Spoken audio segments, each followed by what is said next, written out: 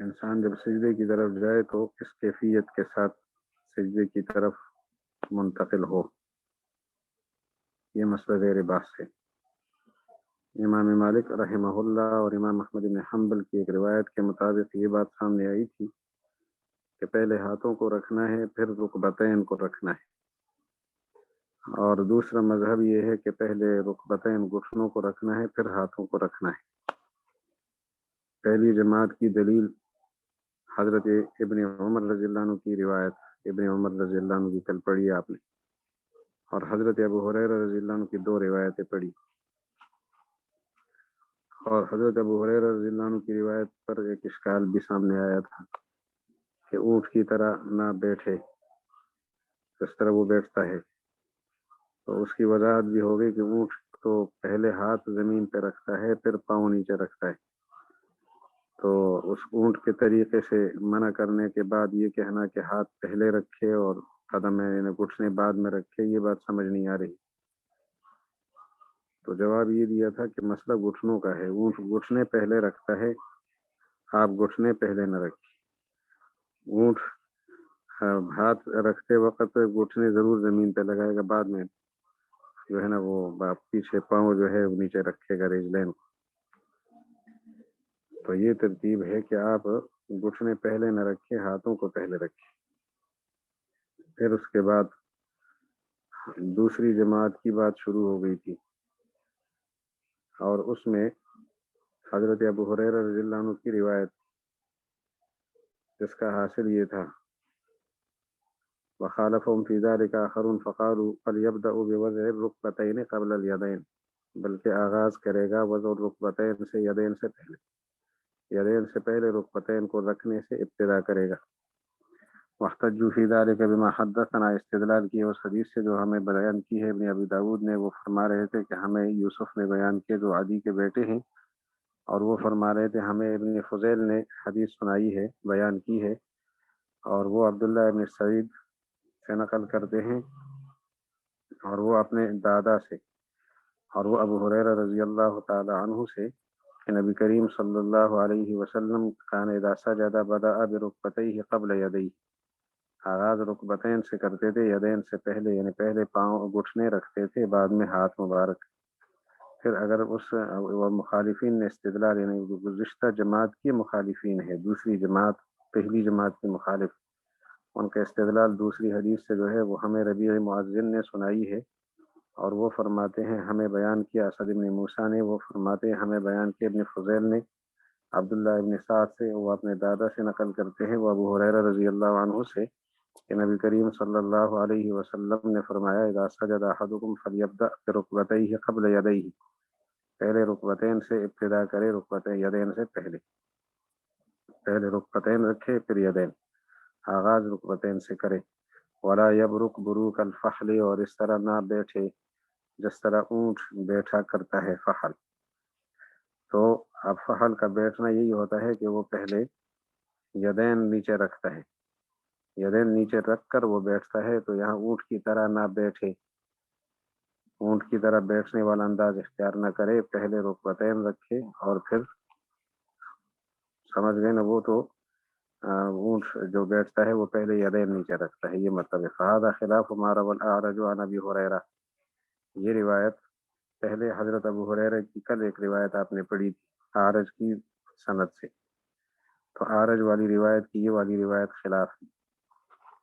ومعنى هذا لا يبرك على يديه كما يبرك البعير على يديه، یدین پر نہ بیٹھے جس طرح اونٹ یدین پر بیٹھتا ہے، ہاتھوں پر، یہ طریقہ اختیار نہ کرے۔ دوسری حدیث ہمارے پاس دلیل کے لیے حضرت وائل بن حجر رضی اللہ عنہ کی روایت ہے، اور وہ دو سندوں کے ساتھ آ رہی ہے۔ حدثنا احمد بن ابی عمران قال حدثنا اسحاق بن ابی اسرائیل قال اخبرنا یزید بن ہارون قال اخبرنا شریک عن عاصم بن کلیب الجرمی عن ابیہ عن وائل بن حجر رضی اللہ عنہ عنہم قال كان رسول اللہ صلی اللہ علیہ وسلم اذا سجد بدأ بوضع رکبتیہ قبل یدیہ، آپ علیہ السلام جب سجدہ فرماتے آغاز فرماتے وضع رکبتین سے، یدین سے پہلے۔ حضرت وائل بن حجر کی روایت کی دوسری سند وبه قال حدثنا ابن أبي داود قال حدثنا عمر الحوزي قال حدثنا همام قال حدثنا سفيان الثوري عن عاصم بن كليب عن أبيه عن النبي رضي الله عنه عن النبي صلى الله عليه وسلم مثله ولم يذكر وائلا کا ذکر نہیں کیا. كذا قال ابن أبي داود من حفظه سفيان الثوري فقد غلط. کہتے ہیں ان سے یہ غلطی ہو گئی. اور وہ ثواب شقیق، درست بات یہ ہے کہ یہاں پر سفیان ثوری کی جگہ شقیق ہے اور وہ ابو لیث ہے کذالک. اور یہ قال حدثنا سنان من کتابه من حفظه، یہ لفظ ہے کہ ابن ابی داود نے جب اپنے حافظے سے حدیث سنائی تو حافظے سے سناتے وقت انہوں نے اس میں اضافہ کیا سفیان ثوری کا، لیکن اس سے حافظے سے سناتے وقت غلطی ہو گئی. درست یہ ہے کہ سفیان کی جگہ شقیق پڑے اور وہ ابو لیث ہے. اور یہ بات ہمیں یزید بن سنان نے اپنی کتاب سے سنائی تھی. جب کتاب سے انہوں نے حدیث سنائی تو اس میں اس کا ذکر تھا. اور قال حدثنا حبان بن هلال قال حدثنا همام عن شقيق ابي ليث عن عاصم بن كليب عن ابيه وشقيق ابو ليث هذا فلا، اور شقیق یہی ابو لیث ہے. فلا يعرف، کیونکہ اس نام سے مشہور نہیں ہے تو الجھن ہو جاتی ہے. فلما اختلف عن النبی صلی اللہ علیہ وسلم، اور جب یہ بات مختلف ہو گئی رسول اللہ علیہ السلام سے، ان اختلاف سامنے آ گیا کہ حضور علیہ السلام کا اپنا عمل مبارک کیا تھا. فیما، اختلاف واقع ہو گیا، فیما اس چیز میں یبدأ بوضعہ، جس کے رکھنے سے آغاز کیا جائے، فی ذالک اس معاملے میں.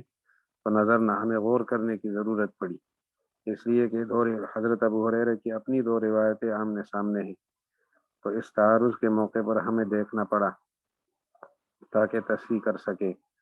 نظرنا فی ذالک فکان سبیل تصحیح معانی آثار، احادیث کے مفاہیم کی تصحیح کا راستہ پھر یہ نکلا ان دونوں میں کہ وائلا لم یختلف عنہ، وائل کی روایت میں اختلاف نہیں کیا گیا. ابو ہریرہ کی روایت دو طریقے سے مروی ہے، ایک میں ہاتھ پہلے رکھنے کا ذکر ہے اور دوسرے میں گھٹنوں کو پہلے رکھنے کا ذکر ہے، لیکن وائل کی روایت کا کوئی مقابل نہیں ہے. وإنما الاختلاف عن ابی ہریرہ، اختلاف اگر ہے تو ابو ہریرہ رضی اللہ عنہ کی روایت میں. فکان ينبغي ان يكون ما روی عنہ، تو بس مناسب یہ ہے کہ جو مروی ہے ان سے وہ اس کے موافق ہو. تکافأت پھر روایات فیہ، اس کے موافق اس کی طرف منتقل ہو جائے جس میں روایات کا اتفاق ہوتا ہو. ارتفع وثبت، لہذا اختلاف اٹھ گیا اور ثابت ہو چکا. ما روا وائل، حضرت وائل کی روایت جو صحیح تھی وہ ثابت ہو گئی. فہذا حکم تصحیح معانی الاثار فی ذالک، یہ نتیجہ نکلا معانی آثار، احادیث کے معنی کی تصحیح کا یہ نتیجہ نکلا کہ حضرت وائل کی روایت میں اختلاف نہیں ہے، مخالفت سے بری ہے، لہذا ابو ہریرہ رضی اللہ عنہ کی روایت بھی اس کی طرف منتقل کر لی جائے. اب طریق نظر کی طرف جاتے ہیں، تعارض کی صورت میں قیاس کو دیکھتے ہیں.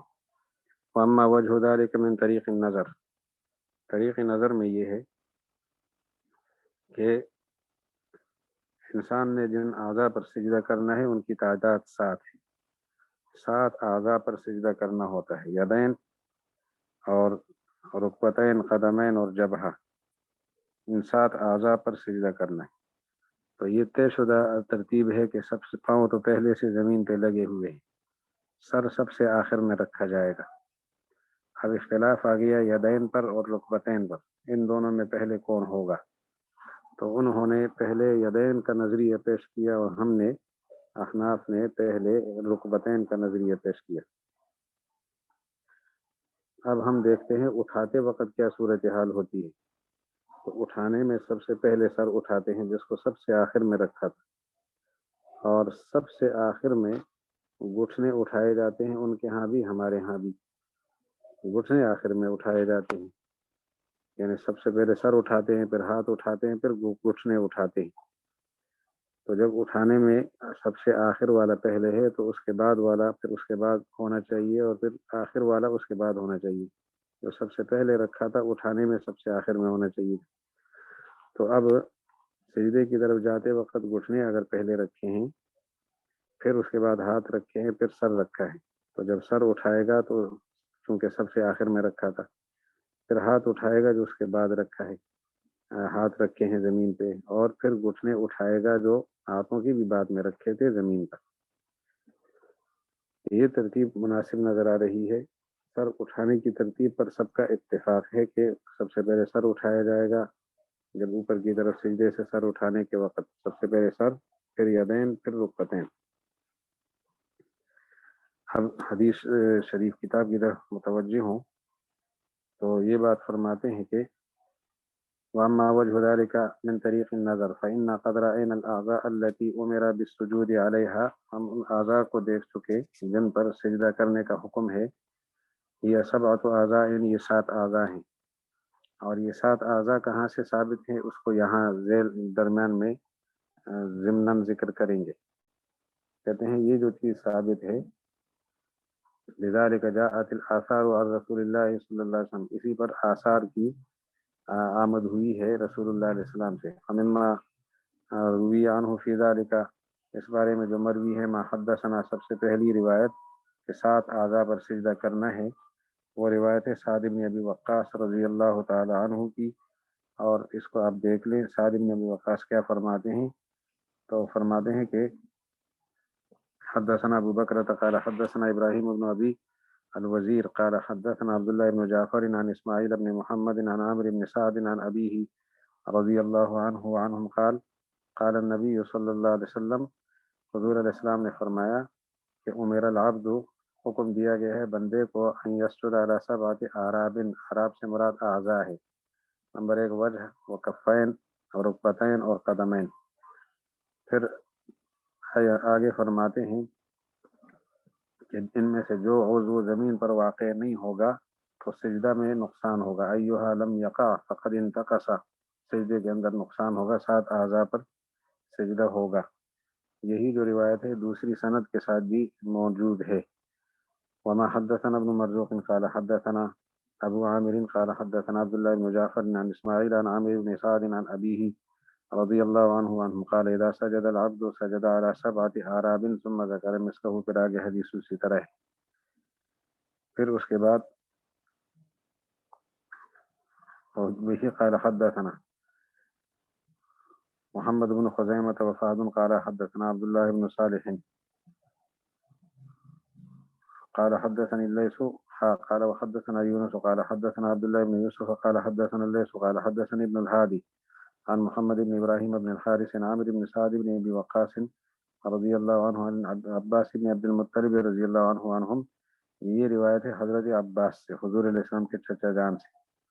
انه سمع رسول اللہ صلی اللہ علیہ وسلم یقول اذا سجد العبد سجد معه 7 اعراب. جب انسان سجدہ کرتا ہے تو 7 اعضاء سجدہ کرتے ہیں. اور ان کا تذکرہ تفصیل سے کیا کہ وجہ و کفاہ و رکبتہ و قدمہ. حضرت عباس کی روایت دوسری سند کے ساتھ بھی پیش کریں گے. وما حدثنا ابن مرزوق قال حدثنا ابو عامر العقدی قال حدثنا عبد العزيز بن محمد عن يزيد بن الهادي فذكر باسناده مثله. 7 اعضاء کے ساتھ سجدے کی روایت. اور اس کے ساتھ وما حدثنا يونس قال حدثنا سفيان عن عمرو عن طاووس عن ابن عباس رضی اللہ عنہما امر النبی صلی اللہ علیہ وسلم، حضور علیہ السلام نے حکم دیا یسجد، انسان سجدہ کرے، علی 7 اعظم، 7 ہڈیوں پر. یہ 7 اعضاء 7 ہڈیاں ہیں. وما حدثنا،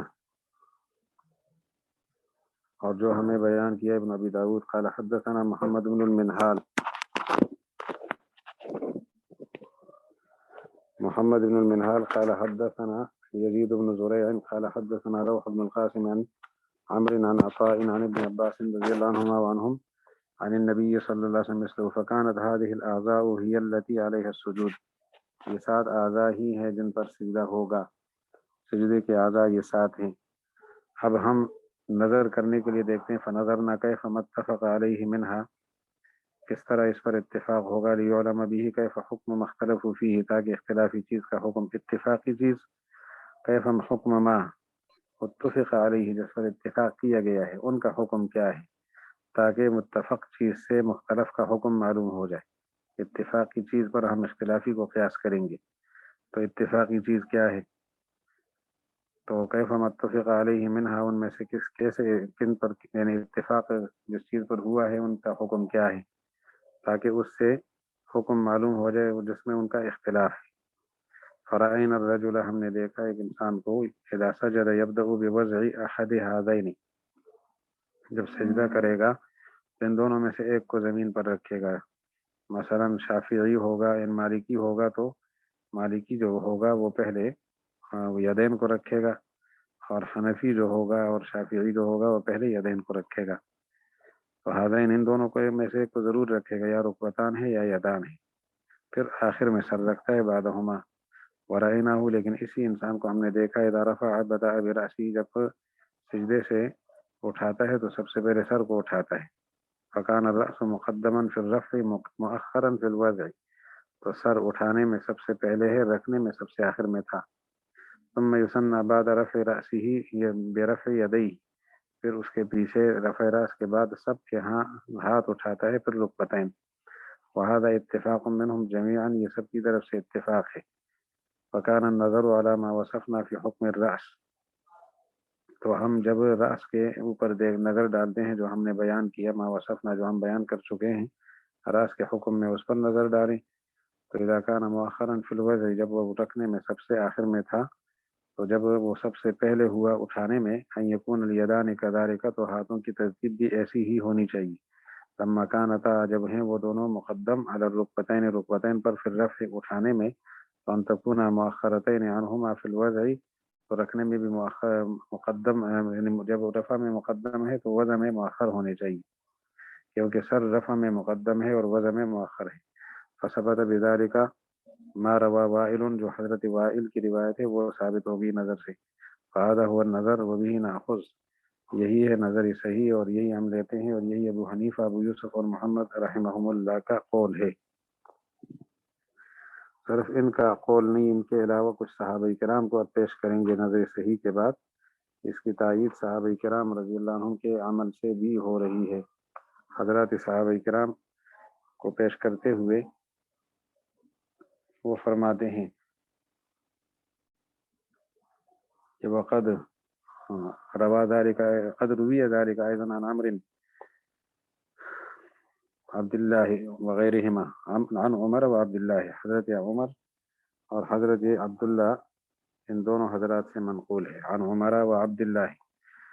قد روی ذلك ايضا، یہ معاملہ اسی طرح مروی ہے حضرت عمر سے اور حضرت عبداللہ سے، عبداللہ سے مراد ہے ابن مسعود رضی اللہ تعالی عنہ، اور آگے وغیرہما، ان دونوں کے علاوہ اور حضرات سے بھی۔ كما حدثنا فهد بن سليمان قال حدثنا عمر بن حفص قال حدثنا أبي قال حدثنا الأعمش قال حدثني إبراهيم عن أصحابي عبد الله کے شاگردوں نے سنایا، علقمہ اور اسود، فقال حفظنا عن عمر في صلاته، ہم نے حضرت عمر رضی اللہ عنہ سے یاد کیا ان کی نماز میں، انه خر بعد ركوعه على ركبتيه كما يخر البعير ووضع ركبتيه قبل يديه، رکوع کے بعد اپنے رکبتین پر ایسے گرے جس طرح کے بعیر نیچے ہوتا ہے، خر کا معنی اصل میں گرنا ہے، یہاں نیچے ہونے کے معنی میں۔ وضع رکبتیہ قبل یدیہ، اور پھر سجدے میں انہوں نے ایسا کیا کہ رکبتین کو یدین سے پہلے رکھا۔ تو اب دیکھتے ہیں، کما یخر البعیر کا لفظ موجود ہے کہ پہلے وہ گھٹنے رکھتا ہے، حضرت نے بھی پہلے گھٹنے رکھے تھے۔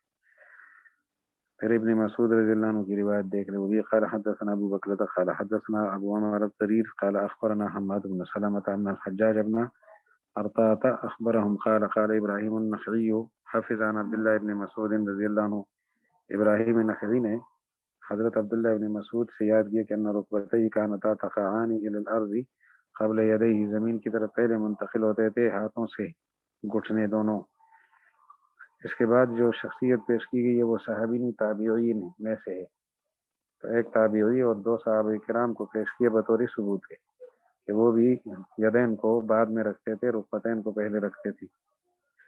وہ تابعی کی روایت کی سند، وہی قال حدثنا ابن مرزوق قال حدثنا وهب عن شعبة عن مغیرة قال سألت ابراہیم عن الرجل، میں نے ابراہیم نخعی سے اس شخص کے بارے میں پوچھا، یبدأ بیدیہ قبل رکبتیہ اذا سجد، سجدے میں یدین رکبتین سے پہلے رکھتا ہے۔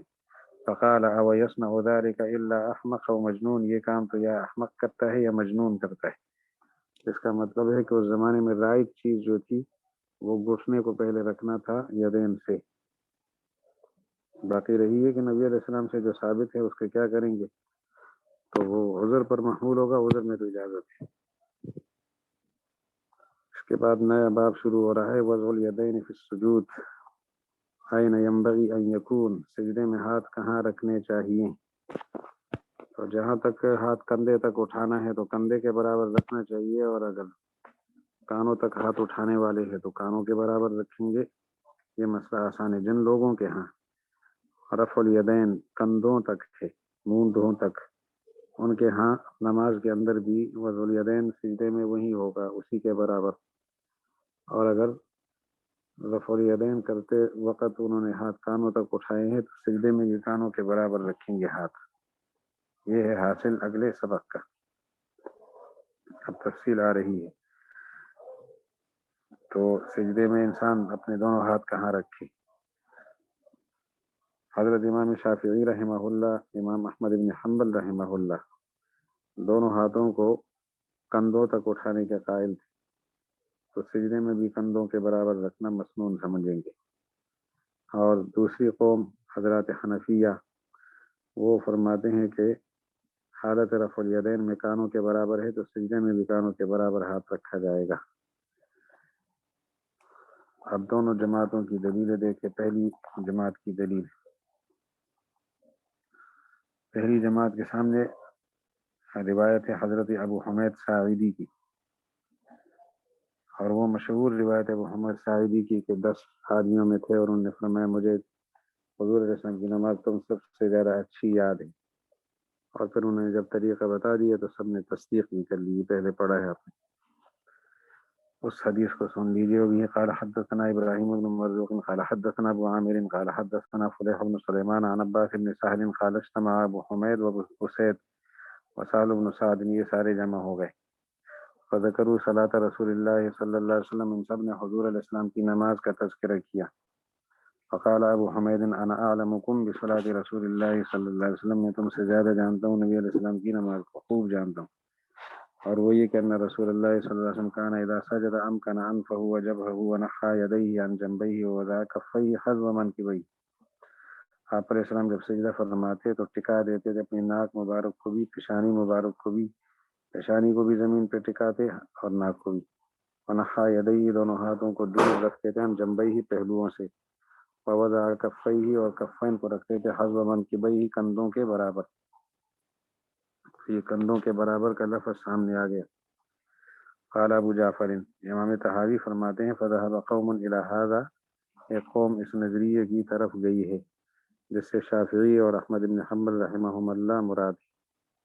وہ فرماتے ہیں فقالوا الذي ينبغي للمصلي، جو چیز مصلی کے لیے مناسب ہے وہ یہ ہے ان يجعل يديه في سجوده حذاء منكبيه، کہ اپنے یدین کو سجدے میں منکبین کے سامنے رکھے، یدین کو منکبین کے برابر رکھے. وخالفهم في ذلك آخرون، اور دوسرے لوگ اس چیز میں ان کے مخالف ہیں.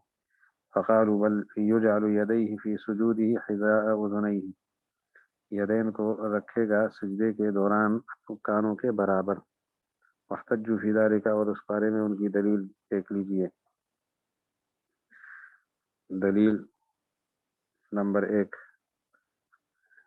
استدلال جو کیا ہے بما حدثنا ابو بکر قال حدثنا محمد قال حدثنا سفیان الثوری عن عاصم بن قلیب الجرمی عن ابیہ عن وائل بن حجر رضی اللہ عنہ عنہ قال كان رسول اللہ صلی اللہ علیہ وسلم اذا سجد كانت يداه حیال اذنیہ، آپ علیہ السلام جب سجدہ فرماتے تھے تو کان میں ہاتھ مبارک کانوں کے برابر ہوتے تھے.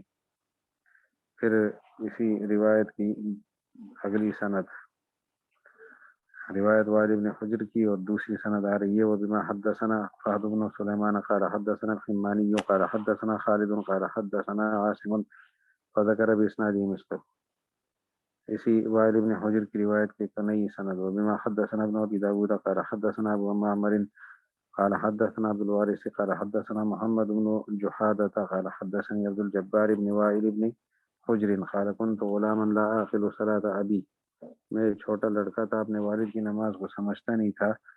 حدثني وائل بن علقمة عن ابي وائل بن حجر، تو وائل ابن علقمہ نے مجھے بیان کیا وائل ابن حجر کے حوالے سے، اور وہ فرما رہے تھے صلیت خلف رسول اللہ صلی اللہ علیہ وسلم، میں نے حضور کے پیچھے نماز پڑھی، فکان اذا سجد وضع وجهه بین کفیہ، آپ دونوں ہاتھ مبارکوں کے درمیان چہرہ رکھتے تھے، تو چہرہ جو ہے وہ دونوں ہاتھوں کے درمیان ہوگا اور کانوں کے برابر ہو جائیں گے ہاتھ، تب چہرہ درمیان میں آئے گا۔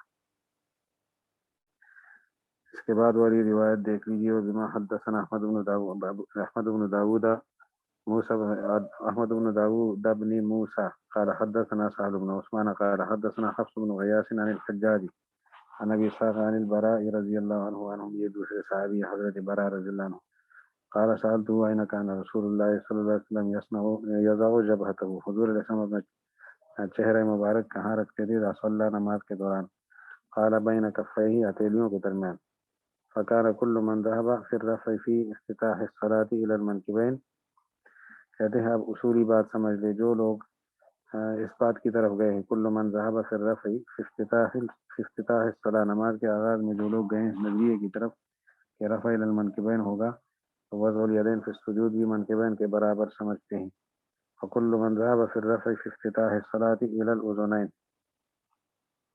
وکل من ذهب في الرفع، رفع الیدین جب آغاز نماز میں کرنے کے وقت جو لوگ گئے ہیں کہ اذنین تک ہاتھ اٹھانے ہیں، تو وہ وضع الیدین جو ہے نا وہ بھی اسی کے مقابلے میں کرنا چاہتا ہے سجدے کے درمیان، حذاء الاذنین، کانوں کے برابر۔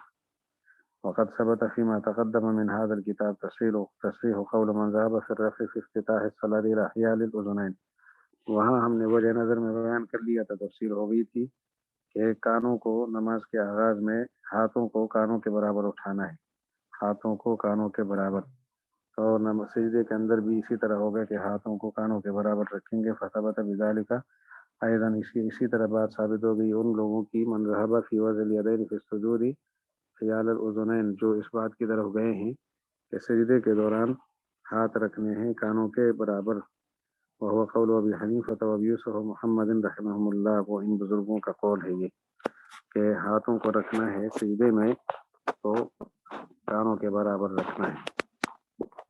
انشاءاللہ سمجھ آئی ہوگی آپ حضرات۔ اگلا باب دیکھتے ہیں، باب صفت الجلوس فی الصلاۃ کیف ہوا، نماز کے اندر بیٹھنے کا کیا انداز ہوتا ہے، نماز میں تشہد کے وقت اور یا دو سجدوں کے درمیان بیٹھنے کی ضرورت پڑتی ہے، دو سجدوں کے درمیان قاعدہ اولا قاعدہ اخرى، ان جگہوں میں بیٹھے گا کیسے، کیا شکل ہوگی، کیونکہ بیٹھنے کی تو بہت زیادہ شکلیں، تو یہاں تین نظریے پائے جاتے ہیں، انہیں یہاں لکھتا ہوں آپ اسے ان نظریوں کو بیان۔ پہلا نظریہ التورک مطلقاً، کہ ہر حال میں تورک ہے، التورک مطلقاً، یہ پہلا نظریہ ہے۔ ہر حال میں کا معنی یہ ہے کہ سجدوں کے درمیان بیٹھنا ہو تو تورک، اسی طرح قاعدہ اولا میں بیٹھنا ہو تو تورک، قاعدہ اخیرہ میں بیٹھنا ہو تو تورک، یہ مردوں کے لیے بھی ہے عورتوں کے لیے بھی، ہمارے ہاں عورتوں کے لیے تو تورک ہے لیکن مردوں کے لیے تورک نہیں ہے، وہ تفصیل آ رہی ہے۔ تو پہلا نظریہ ہے تورک مطلقاً، ہر حال میں تورک کرنا ہے۔ دوسرا نظریہ،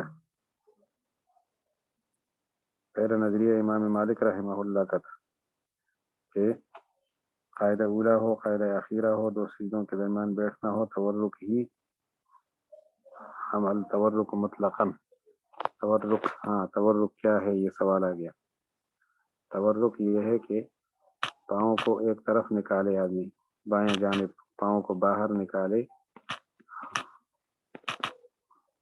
اور زمین پر بیٹھ جائے، پاؤں پر نہ بیٹھے، زمین پر بیٹھے، پاؤں ایک طرف باہر نکالے، جیسے خواتین سجدے کی حالت، رکوع کی حالت میں بیٹھتی ہیں، یہ تورک کا حال ہے۔ خواتین کو تو مطلق تورک کا حکم ہوتا ہے، دوران قاعدہ خواتین دونوں پاؤں ایک طرف نکال لیتی ہیں اور زمین پر بیٹھ جاتی ہیں، یہی طریقہ تورک کا ہے۔ تو امام مالک رحمۃ اللہ علیہ کے ہاں نماز کے تمام قاعدوں میں یعنی بیٹھنے کی جتنی شکلیں ہیں ان میں تورک ہوگا، اور وہ دو سجدوں کے درمیان ہو یا قاعدہ اولا ہو یا قاعدہ اخیرہ ہو۔ انشاءاللہ تورک سمجھ آیا ہوگا۔ امام شافعی اور امام احمد بن حنبل رحمہ اللہ کے ہاں فرق ہے۔ دوسرا نظریہ سمجھ لیں، الفرق بین القاعدتین، دو قاعدوں کے درمیان فرق، بین القاعدتین، دو قاعدوں کے درمیان فرق، یہ دوسرا نظریہ ہے۔ اس کا مطلب یہ ہے کہ قاعدہ اولا میں اور قاعدہ اخیرہ میں فرق کرنا ہوگا۔ قاعدہ اخیرہ میں تورک مسنون ہے دونوں کے ہاں، جس قاعدے میں سلام ہے دونوں کہتے ہیں کہ تورک مسنون ہے۔ البتہ قاعدہ اولا میں کیا ہوگا، وہاں پر افتراش ہوگا، اس لیے فرق کرنا چاہتے ہیں، افتراش۔ تو فرق بین القاعدتین ہوگا، افتراش یہ قاعدہ اولا میں ہے، افتراش قاعدہ اولا اور تورک قاعدہ ثانیہ میں، قاعدہ اخیرہ یا سلام والا قاعدہ جو یہ نظریہ ہے، اس نظریے کے حاملین شافعیہ اور حنابلہ ہیں، حنبلیہ۔ اور تیسرا مذہب جو ہے وہ ہے الافتراش مطلقاً، الافتراش مطلقاً، مطلقاً افتراش، الافتراش مطلقاً۔ افتراش کس کو کہتے ہیں؟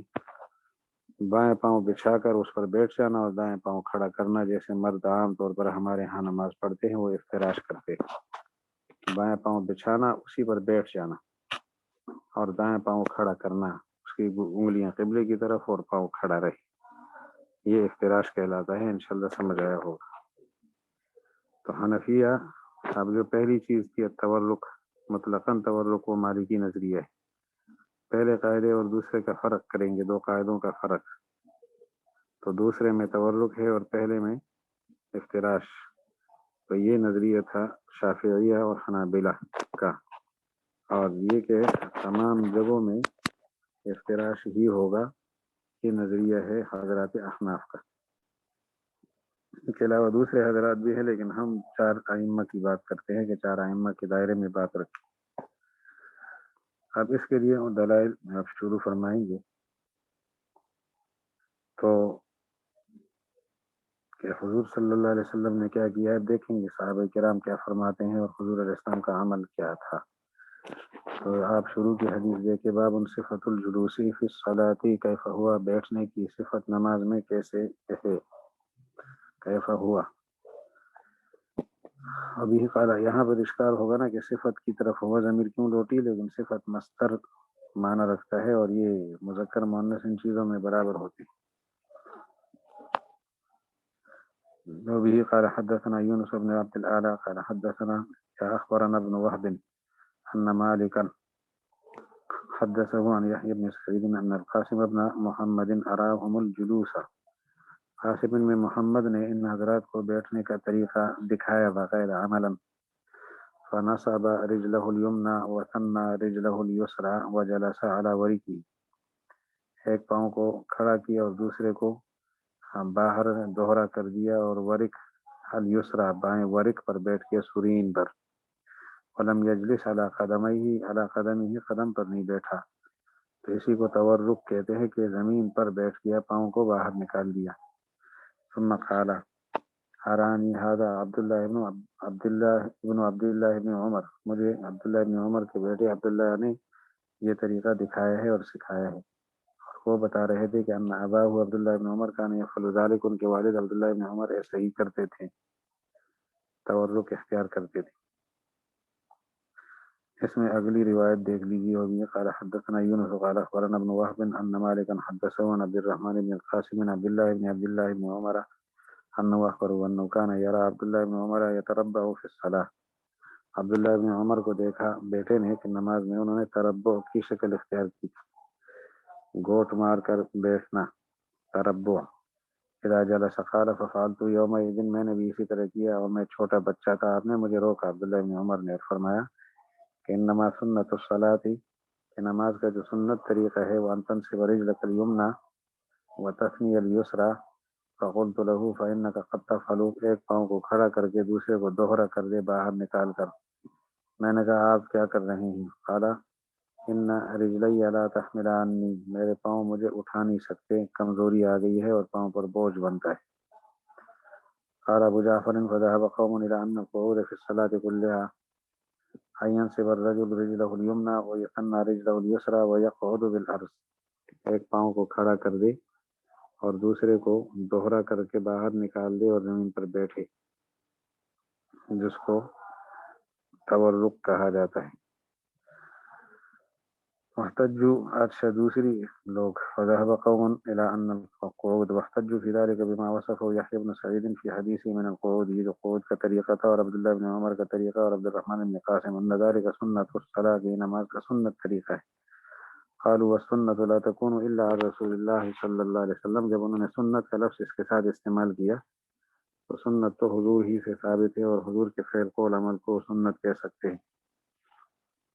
وخالفهم في ذلك آخرون، دوسرے لوگ اس کے مخالف ہیں، انہوں نے کہا کہ اما القعود في آخر الصلاة فكما ذکرتم، نماز کے آخر میں تو بیٹھنا اسی طرح ہوگا جیسے تم نے ذکر کیا ہے، تورک کا طریقہ ہوگا۔ لیکن رہی بات قعود فی التشہد الاول منها قال الرجل اليسرى، بائیں پاؤں پر بیٹھنا ہوگا، پاؤں بائیں پر بیٹھیں گے۔ وكان من الحجة لهم في ذلك فيما احتج به عليهم الفريق الاول، اور ان پر حجت اس معاملے میں وہ ہوگی کہ ان قول عبداللہ بن عمر رضی اللہ عنہما سنت الصلاۃ، ان کے لیے اس پچھلے گروہ کے خلاف حجت، یہ والی جماعت پچھلی جماعت کے خلاف کیا دلیل پیش کرے گی؟ عبداللہ بن عمر نے فرمایا کہ سنت طریقہ تو یہ ہے کہ آپ تورک سے کام لیں، تو انما سنت الصلاۃ فذکر ما فی الحدیث لا يدل ذلك، کہتے ہیں وہ جو حدیث میں ذکر ہے اس میں یہ مطلب نہیں ہے کہ سنت نبی ہے، اس کا یہ مطلب بھی ہوگی کہ یکون رأى ذلك، اس کی اپنی رائے ہے، رأى ذلك، اس رائے کو انہوں نے خود اختیار کیا یا کسی سے لیا ہے، کسی صحابی سے یہ رائے لی ہے، تو یہ ان کی شخصی رائے ہو سکتی ہے، سنت رسول نہیں ہے، سنت رسول نہیں ہے۔ سنت کا لفظ صحابی کے اپنے عمل کو بھی سنت کہا جا سکتا ہے، اور سنت خلفائے راشدین بھی ہیں، تو یہاں سنت زمانے جو مجھے سمجھ آئے یہ ترجمہ ہوگا۔ اور سنت کا لفظ غیر رسول کے لیے استعمال ہوتا ہے، اس پر دلیل پیش کرتے ہیں، وقد قال رسول اللہ صلی اللہ علیہ وسلم علیکم بسنتی وسنت الخلفاء الراشدین المہدیین بعدی، سنت میری لازم پکڑو، خلفائے راشدین کی سنت کو لازم پکڑو جو ہدایت یافتہ لوگ ہیں، میرے بعد ان کے طریقوں کو اپناؤ۔ وقال سعید بن المسیب لما سأله ربیعۃ عن عروش اصابع المرأة انها السنہ یا ابن اخی، سعید بن مسیب سے جب سوال ہوا کہ وقال سعید بن مسیب لما سأله، جب اس سے پوچھا ربیعہ نے تاوان کے بارے میں، اصابع المرأة، جو انگلیوں کے عورت کی جو انگلیاں ہیں ان کے تاوان کے بارے میں، تو انہوں نے فرمایا انہا سنہ، یہ سنت، حالانکہ سنت کا مطلب یعنی کہ پیغمبر کا طریقہ ہے۔ ولم يكن مخرج ذلك الا عن زید بن ثابت، اس کا مخرج زید بن ثابت سے ثابت ہے، یہ ان کا فتویٰ ہے۔ فسمى سعید قول زید بن ثابت سنتا، سعید نے زید بن ثابت کے قول کو سنت قرار دیا، سنت کا نام دے دیا۔ فکذلک، اسی طرح یہاں بھی ہو سکتا ہے، یہاں پر بھی احتمال موجود ہے کہ یکون عبداللہ بن عمر سمى مثل ذلك ايضا سنتا، انہوں نے اس طرح کی چیزوں کو سنت کا نام دیا ہو، اگرچہ ان کے ہاں اس کے بارے میں رسول اللہ علیہ السلام سے کوئی ثبوت موجود نہیں ہے۔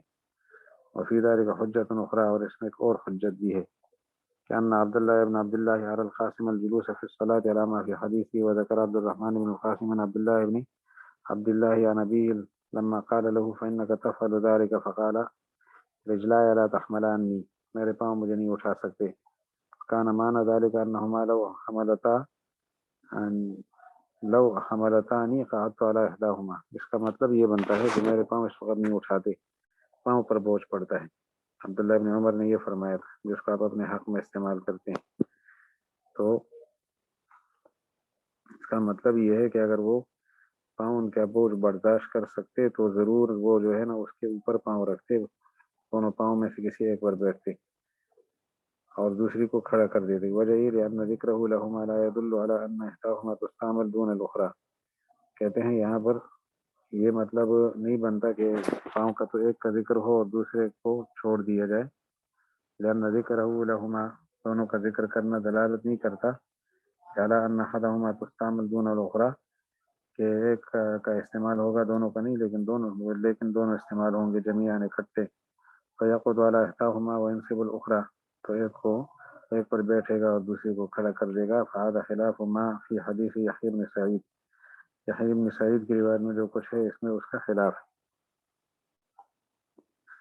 آگے دیکھ لی جائیے. وقد روى ابو حمید الساعدی عن النبی صلی اللہ علیہ وسلم فی ذلک ما قد حدثنا ابو بکر قال حدثنا ابو عاصم قال حدثنا عبد الحمید بن جعفر قال حدثنا محمد بن عمرو بن عطاء قال سمعت ابا حمید الساعدی بعشرة من اصحاب النبی صلی اللہ علیہ وسلم، اور ان میں احدهم ابو قتادہ ایک بزرگ وہ تھے.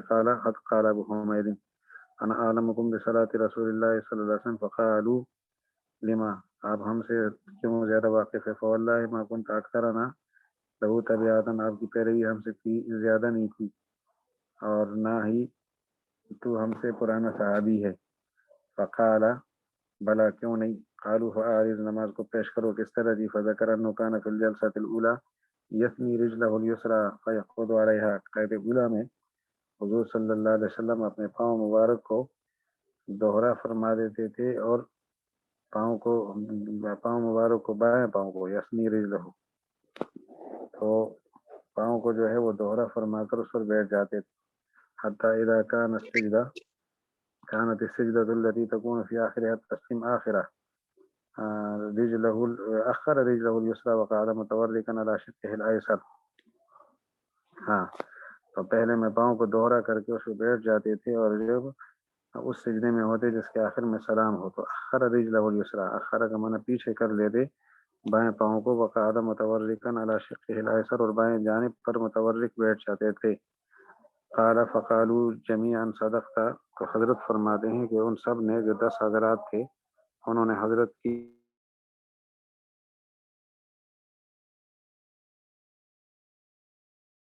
تسمیت سائی.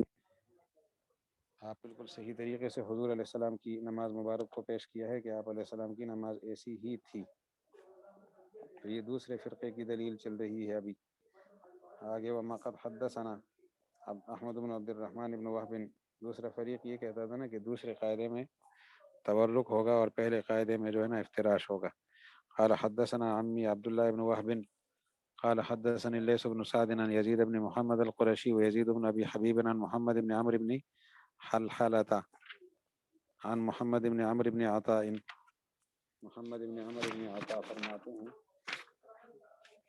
عن محمد بن عمرو بن عطاء قال واخبرني ابن لهيعة عن يزيد بن ابي حبيب وعبد الكريم بن الحارث عن محمد بن عمرو بن عطاء عن ابي حميد عن رسول الله صلى الله عليه وسلم. ابو حمید رضی اللہ عنہ رسول اللہ علیہ السلام سے نقل کر دے نحوہ غیر انه لم يقل فقالوا جميعا صدقت. اس روایت کے اندر راوی نے یہ اضافہ شامل نہیں کیا کہ سب حضرات نے فرمایا تصدقت، یہ اضافہ شامل نہیں ہے. آگے جو روایت ہے وہ بھی قال حدثني ابو حسین الاسبہانی هو محمد بن عبداللہ بن مخلد، عبداللہ بن مخلد کے بیٹے محمد ہیں یہ. قال حدثنا عثمان بن ابی شیبہ قال حدثنا خالد بن مخلد قال حدثنا عبد السلام بن حفص عن محمد بن عمرو بن حلحلة الدؤلي فذكر بإسناده مثله فهذا يوافق ما ذهب إليه أهل المقالة. اس مقالے والے لوگ جس کی طرف گئے ہیں ان کی موافق ہے یہ حدیث بھی کہ پہلے قاعدے میں افتراش ہوگا دوسرے میں تورک ہوگا. لیکن وقد خالف فی ذلك ايضا آخرون، اس چیز میں کچھ اور لوگوں نے ان کی بھی مخالفت کی ہے اور پچھلے لوگوں کی بھی.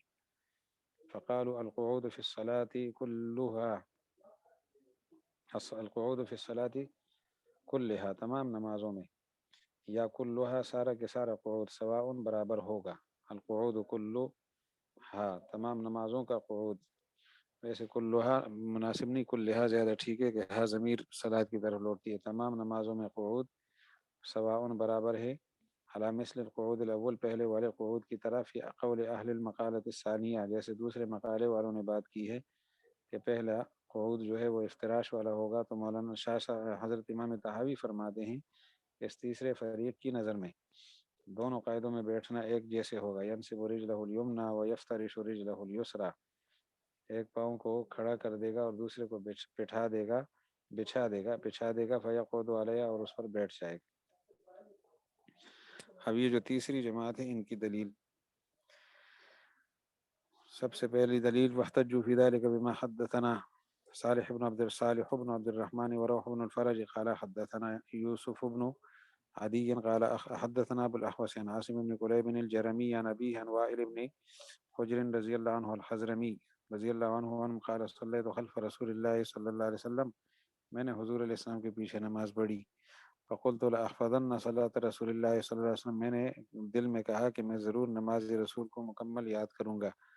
قال فلما قعد للتشہد فرش رجلہ الیسریٰ، جب آپ تشہد کے لیے تشریف فرما ہوئے تو آپ نے بچھا دیا پاؤں، افتراش کیا، ثم قعد علیہا، پھر اسی پر بیٹھ گئے، ووضع کفہ الیسریٰ علی فخذہ الیسریٰ، بائیں ہاتھ ہتھیلی جو ہے وہ بائیں ران پہ رکھی، ووضع مرفقہ الایمن علی فخذہ الیمنی، اور دائیں جو ران ہے دائیں ران اس پر آپ نے کوہنی رکھ دی ران کے اوپر، ثم عقد اصابعہ، پھر گرہ لگائی اپنی ہاتھوں کی، وجعل حلقۃ بالابہام والوسطی، اور حلقہ بنا دیا ابہام اور وسطی کا۔ ابہام یہ کس کو کہتے ہیں آپ کو معلوم ہوگا، انگوٹھے کو کہتے ہیں، اور وسطی درمیان والی انگلی۔ ثم جعل یدعو بالاخری، اور پھر وہ جو انگلی باہر رہ گئی تھی، حلقہ تو بنایا تھا کس کا، وسطی کا اور ابہام کا، اور ایک انگلی باہر رہ گئی جس کو انگلی شہادت کہتے ہیں، تو اس انگلی کے ساتھ آپ صلی اللہ علیہ وسلم اشارہ کرتے تھے نماز کے اندر، اشارہ، یدعو یہاں بمانے اشارہ ہے۔ وبه قال حدثنا فهد بن سليمان قال حدثنا الحماني قال حدثنا خالد عن عاصم فذكر باسناده مثله، اپنی سند کے ساتھ اسی جیسی روایت انہوں نے بھی پیش کی ہے۔ قال ابو جعفر فهذا ما يوافق ما ذهبوا اليه من ذلك، یہ حضرات یہ جو روایتیں آپ نے پڑھی یہ موافق ہے اس تفصیل کی جس کی طرف یہ حضرات گئے ہیں، کہ تمام قعودات میں، جتنے قعودات ہیں نماز کے اندر، تمام قعودات میں بیٹھنے کا ایک ہی انداز ہے، اور وہ ہے افتراش والا انداز۔ قال ابو جعفر فهذا يوافق ما ذهبوا اليه من ذلك، وفي قول وائل بن حجر، حضرت وائل کی روایت میں ایک لفظ ہے ثم عقد اصابعه يدعو، یہ دلیل ہے کہ انه كان في آخر الصلاة، کہ نماز کے آخر میں یہ واقع ہو رہا تھا۔ یہ اصل میں ایک سوال کا جواب دیتے ہیں کہ ہو سکتا ہے کہ حضور علیہ السلام نے افتراش نماز کے آخر میں فرمایا ہو، تو آخر میں نہ فرمایا ہو، ہم تو آخر میں، دوسرے گروہ والے کہتے ہیں کہ آخر میں تورک کے قائل ہیں، تو ہو سکتا ہے قائد اولا ہو آخر میں نہ ہو، تو اس کا جواب دیتے ہیں کہ اس میں یدعو کا لفظ ہے، دعا مانگ رہے تھے اور اس کے ساتھ اشارہ کر رہے تھے انگلی کے ساتھ، تو یہ یدعو دلیل ہے کہ انه كان في آخر الصلاة، نماز کے آخر میں تھے، کیونکہ دعائیں وہ دوسری رکعت کے آخر میں یا جو آخری قاعدہ ہے اس کے بعد ہوتی ہے۔ فقط تضاد هذا الحدیث، تو یہ حدیث آپس میں ٹکرائی، اور حدیث ابو حمید کی بھی، یہ حدیث اور ابو حمید کی حدیثیں آمنے سامنے ہو گئی۔ فنظرنا فی صحت مجیئها، ہم نے اس کی درست آمد کے بارے میں غور کیا کہ یہ حدیث صحیح ہے یا نہیں، واستقامت اسانید، اور سندوں کی درستگی کی طرف دیکھا کہ ان کی سندوں کا کیا حال ہے۔ اس حدیث کا ثبوت بھی ہم نے تلاش کیا کہ ثبوت صحیح ہے یا نہیں ہے، اور اس کی سندوں میں غور کیا کہ سند صحیح ہے یا نہیں ہے۔ فیدا فہد و یحیی بن عثمان قد حدثنا دونوں بزرگوں نے ہمیں سنایا، قال حدثنا عبد الله بن صالح قال يحيى وسعيد بن ابي مريم قال حدثنا عطاف بن خالد قال حدثني محمد بن عمرو بن عطاء قال حدثني رجل انه وجد 10 من اصحاب النبي صلی اللہ علیہ وسلم، مجھے ایک آدمی نے بیان کیا کہ اس نے 10 صحابہ کرام کو پایا جلوسن بیٹھا ہوا، فذکر نحو حدیث ابی عاصم، ابو عاصم کی روایت کی طرح حدیث سوان برابر پوری حدیث پیش کی انہوں نے۔ تو قال ابو جعفر فقط فسد بما ذکرنا حدیث ابی حمید، حدیث ابو حمید کا جو مفہوم ہے وہ اس حدیث کی وجہ سے فاسد ہو گیا، لأنه سارا عن محمد بن عمر وعن رجل، وہ محمد بن عمر سے نقل کر رہے ہیں، عن محمد بن عمر عن رجل، محمد بن عمر سے اور وہ ایک آدمی سے، عن رجل کوئی آدمی ہے، محمد بن عمر عن رجل کے الفاظ ہیں. اور اہل الاسناد لا يحتجون بمثل هذا، اہل استدلال اور اہل اسناد وہ اس طرح کی روایت سے استدلال نہیں کرتے. فإن ذكروا في ذلك صوف العطاف بن خالد قيل لهم أنتم أيضا تضاعفون عبد الحمید اکثر من تضعیفکم للعطاف. قال ابو جعفر سے آگے پھر انشاءاللہ کل کریں گے، وقت پورا ہو گیا ہے، بات پوری نہیں ہوگی، آدھی رہ جائے گی.